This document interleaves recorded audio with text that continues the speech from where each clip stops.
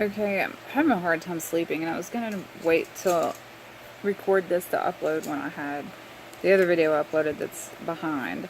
Anyway, Ipsy came today, and I've been really excited about the bag itself because it's a Sanrio character, and it is super cute. It's the lazy egg. And this is more of a canvasy top than like some of the material ones. Well, I was hoping to do away with the more bronzy eyeshadow colors because I tend to like a lot brighter colors. And so far, that's not happened. So I got this lychee and gold healthy rose gold blush with ginger, lychee, mangosteen, and chamomile extracts. So, and this is a decent size sample if that's what this is. It come in this box. They're cruelty free, which I like, and this is the size of the blush. It's really pretty, and like when you get it in the light, you can actually see the little gold like mica metallic color in there. So I'm very interested to try. That would be a really pretty eyelid color, I think. Then I have this Winky Lux Double Matte Lip color. This is not a color I would wear, so it will find another home. And this is my Ofra eyeshadow, and what I really like about this, I don't like the color. I rarely wear like really natural colors, I guess, warm colors. I don't know, but oh crap! It's actually a pan that you would put in like one of your palettes or something. It came in this on that little thing, and I've pulled it off on accident. But yeah, I mean the color's pretty. It's just not one that I would wear. So. And I just accidentally touched it, and I don't know if you can see the shimmer there. It's pigmented, that's for sure. I was really excited about this. I ruin the Surprise and Peak whenever they come out with the new products. I love any kind of hemp skincare, anything. I actually sell hemp adaptogenic hemp CBD oil, and this is a Ciate, I don't know if I'm pronouncing that right, Wonder Wand gel kohl liner,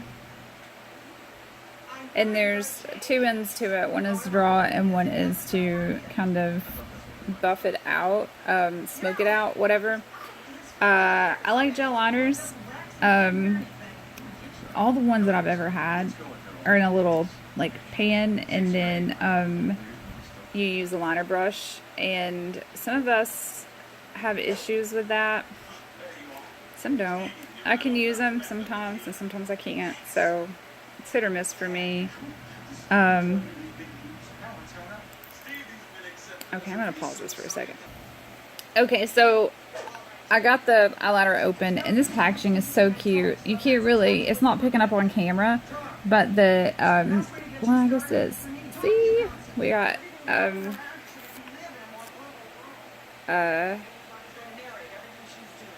okay, so this is the, it's got stars on it, I was gonna say. There's the brush. That is a really, really nice brush. It's very soft. Very, very soft. Curious to see if I can get it to actually snap back on. Okay, so no, the end with the brush will pop off really easy. Okay, I'm gonna have to pause this again. Okay, so I finally got it open. This is the size of the pencil, and then there is the liner, and that is a gel pencil. So let's see how easy it'll go on. I'm not gonna try to do anything. I don't have any primer or anything on. I don't typically use pencil liners.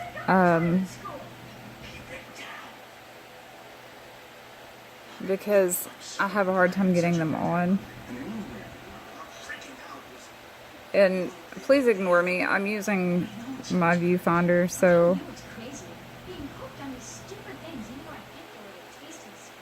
And no, that's not how I do a wing liner at all, so don't think that I don't know what I'm doing. I'm just trying to get an idea for this. Let's go on the bottom lid here and smoke it out and see what it looks like. It goes on really smooth. You can tell it's not even tugging on my eye.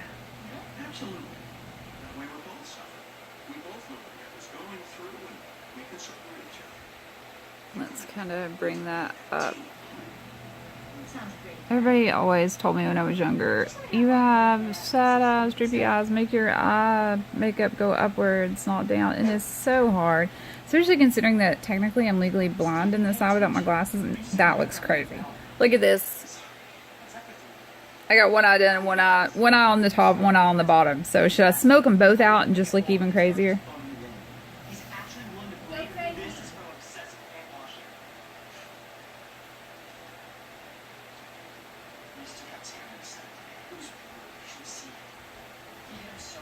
So that is how well it smokes out. Okay, this is actually a product that I would buy for myself. I would actually buy this for my daughter too, so she's not using the pencils. I mean, duh, this is a pencil, but it's a gel liner. I love gel liners. I like how they stay. I like how they feel. I like how they don't like pull and tug on your skin. Okay, let's see what happens when I go across this one. Because it's really uneven because I was trying to get the hang of it while looking in the viewfinder.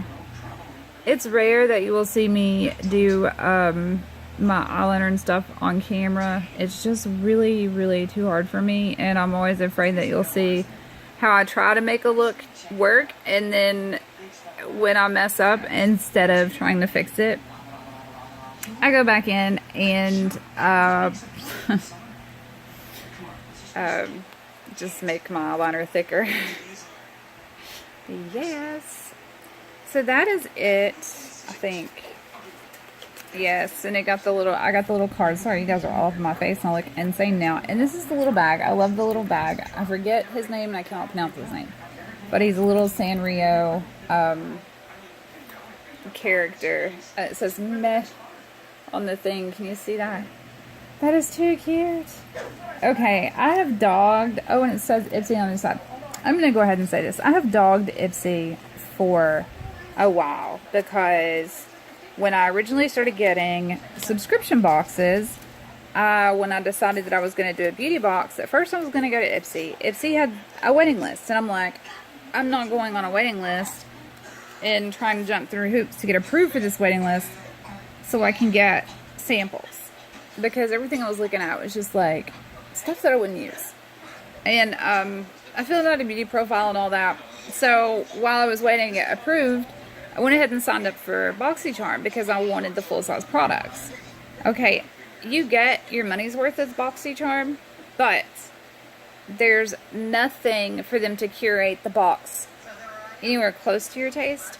So, like, I got a lot of nude lipsticks. The only thing from them that I ever really liked was the fact that pretty much every box I got had a really nice high-end brush. I got, like, a $30 unreleased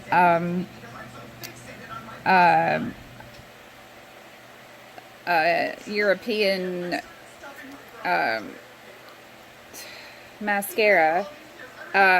And they said that the retail value on it was like $35. Okay, it was nice, but it wasn't that nice. But I did get some, I found some really nice, an SPF for the hair and scalp. I cannot remember the brand name, but I will look for it and tell you. When you have external lupus, you have to be really careful in the sun sometimes. I have like an allergic reaction to it almost. And we spend a lot of time outside swimming and stuff like that. So sunscreen is a must. And yes, I try to wear it in my hair as much as possible, but right now I'm kind of battling the opposite because my vitamin D levels are supposed to be like in the 30s or 30 or higher, and mine was 13. So that's why I've not been feeling well. I've been sick. I've been losing hair. just all kinds of crazy stuff. And like I've been having what I think's ulcer pains for the past 2 days, but it could be from the vitamin D. So I'm on 4 months of prescription vitamin D, and I ordered some. I asked my doctor, I said, can I take over the counter with it? And she said that you wouldn't overdose with over the counter as low as your count was. So I ordered the Bone Health vitamins from my Club 8, which I will put the link to my Club 8 below. It is my link. I'm an affiliate with my Club 8. I just want to throw that out there, so I'm honest with you guys. But I bought the gummies, the Bone Health gummies, and I want to get the other one. The other one's a probiotic. And they have all this stuff in there that's good for you, and it all contains CBD. So if I don't want to use the drops or the mist or the nano drops, and I still want to get my CBD in there, I can get it from their instant coffee, from their pre-mixed bottled waters, which is pH balanced, 9.5 pH balance, with the nano drops, or I can take a hemp protein shake, which is a really good substitute for someone that is vegan that wants to drink a protein shake. Hemp has a lot of health benefits. I'm not a doctor. I advise you to go look it up yourself. But with the vitamins having the CBD in it as well, I'm getting the CBD oil back into my receptors. We're all CBD deficient until we start introducing CBD back into our bodies. We get CBD from breast milk after we're born, then after that we don't get it anymore unless either you smoke marijuana or you're using any kind of marijuana type medication internally, or you find hemp CBD, which doesn't get you high. It doesn't have the psychoactive THC. It can have up to 3%. That's not enough to make you high, and in some cases it's not enough to even make you pop positive for a drug test. But the CBD stuff that I use comes from a company called Isodol. If you want to research it, and it's through my Club 8, and it is triple tested to prove that it has 0 THC in any of our adaptogenic hemp products. The weird thing about that is even 0%, like the plant not having any THC in it, there's something in the acids in our stomach that when it digests, it can cause you to give a positive result on a drug test for THC, but it's usually, once I send it off to a lab, it would read very, very low. And they say you have a better chance of winning the lottery than that to actually happen to you. But anytime I've had to take a drug test, I take everything that I take with me, prescription, over-the-counter, vitamins, everything, because some stuff can give you a false positive, and some stuff mixed with other stuff can give you a false positive. And anytime that you start something new in your diet and you're on medication, or you have a history of different health problems, talk to your doctor. Because just because something's natural doesn't mean that it's completely safe to take with your prescription medications. All prescription medications have plant extracts and stuff in them. That's actually how medication started coming around in medical science. Before we had the medicines we have nowadays, they used herbs and roots and oils and stuff from plants, and it's evolved through science and started making our medication that we take now. So they mix plant and chemicals and stuff, and that's how you get your medication. So even though I'm a certified herbalist in the U.S., sadly that means nothing. It means that I can grow and sell herbs, but you can grow and sell herbs. But I do know a lot about them, but I can't tell you, I can't make any medical claims about herbs because if I get caught, I go to jail. There was just a guy, he was an Amish guy that was selling his homemade all-natural salve. I think he had been warned once to start complying with the FDA, and he didn't, and they gave him 6 years. They were making like a point with him, I guess, because I can make any kind of oil and sell it to you and tell you what's in it, what it smells like. I can't make any medical claims. Once I make any kind of medical claim, even if it's to help clear up blemishes or whatever, then it becomes an FDA thing. So, yeah, I don't want to cross that line. Plus, they're really strict on us staying in compliance because we are being watched by the FFA, the FDA, the government, police, everything. Because yes, hemp CBD oil is legal in every state, but we can't go around making medical claims to it because they're, I mean, as far as science and doctors go, they've not done a whole lot of research with it. And stuff that we do know comes from either prior people that have used it before,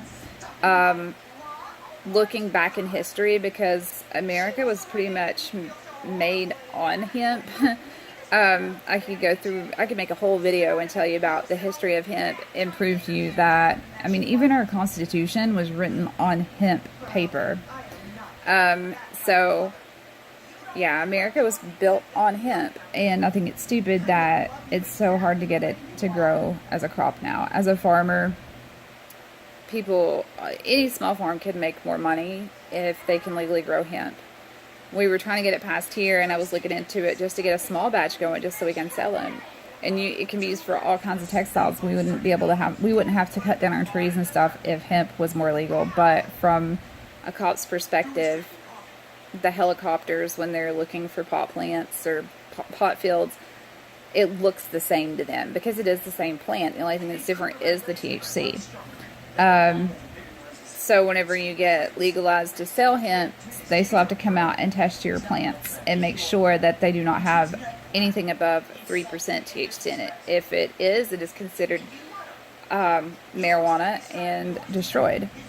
And you can get in trouble. Plus, they also worry about you farming hemp and somebody planting pot plants in the middle of your hemp fields. And that could get you in trouble too, because that's your property. So, I see the point, but at the same time, I think it's stupid. It's natural. It was put on the earth for a reason, just like most of our flowers and our plants. I mean, I can walk out in the yard and pick up different, what people would consider weeds, and make a salve or medication for my kids out of it, because I've done a lot of studying, and a lot of it comes from history. You know, these are recipes that were my grandmother's, my great-grandmother's, ways to help illnesses. And like my son's half Navajo, and it's a lot of Native Americans believe that everything, like when you're sick, it's not always physical, that some of it can be spiritual or mental. And so, you know, or like evil spirits. So they have their own ways of dealing with things. And like pokeberries, I don't know if it's called that everywhere or if it's just down south. Pokeberries, we're taught that they're poisonous, which they are in high concentration, but the Native Americans used to use them all the time to induce vomiting to get rid of the evil spirits when they were sick. Just really interesting. If you can ever, there's a book on Native Americans and herbs and medicine. If you can ever find that book, I think that's the name of it.